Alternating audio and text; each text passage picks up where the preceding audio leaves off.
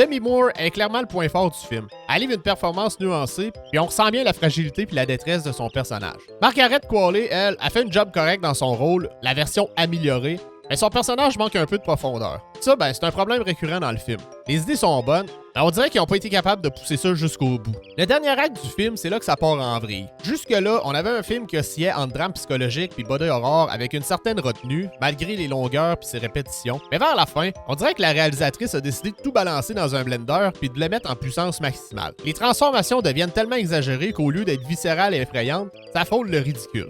Il y a des moments où t'as envie de rire, parce que le film ressemble plus à une série B qu'à une œuvre qui se prenait au sérieux jusque-là. Tu sais pas si le film y est rendu mauvais pour vrai ou s'il fait semblant. C'est comme si The Substance voulait être un film d'horreur cérébrale, mais qu'au dernier moment, ils se sont souvenus qu'ils devaient aussi en donner pour leur argent aux fans de gore, quitte à tout pousser trop loin puis de perdre la crédibilité. L'idée d'avoir une version plus jeune de soi-même en la créant de son propre corps, sur papier, ça semble intéressant, mais dans les faits, ça fait juste aucun sens. Si la personne originale doit rester là, vieillissante puis en train de s'effacer, pendant que sa copie parfaite vit le meilleur de sa vie, il y a aucun bénéfice pour elle. C'est pas comme si le corps original pouvait profiter de cette seconde chance-là. Elle fait juste voir une autre version d'elle-même s'épanouir pendant qu'elle a dépéri. À ce compte-là, pourquoi quelqu'un accepterait ça? Ce serait logique si la transformation était complète ou si la version originale fusionnait avec la nouvelle, mais là, on dirait juste un concept qui sert à créer du drame plutôt qu'à être réellement crédible. Au final, ça rend les choix des personnages difficiles à comprendre pis ça t'empêche d'embarquer totalement dans l'histoire. J'avais l'impression d'écouter une junkie faire des mauvais choix parce que vouloir redevenir jeune, c'était plus fort qu'elle. C'était peut-être ça aussi le but, j'ai rien compris. Mais bon, en gros,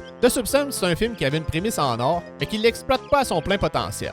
C'est bien filmé, c'est bien joué, il y a des moments marquants, mais c'est aussi un film qui hésite trop entre l'horreur et le drame social, c'est ça qui le rend un peu moins percutant qu'il aurait pu l'être. Si t'aimes le body horror pis que t'as envie de voir Demi Moore dans un rôle solide, ça vaut peut-être un coup d'œil. Mais attends-toi pas un chef-d'œuvre non plus. J'y donnerais un 5.5 sur 10.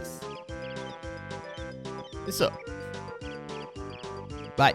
J'aimerais juste que l'équilibre soit respecté. Alors respectez-le.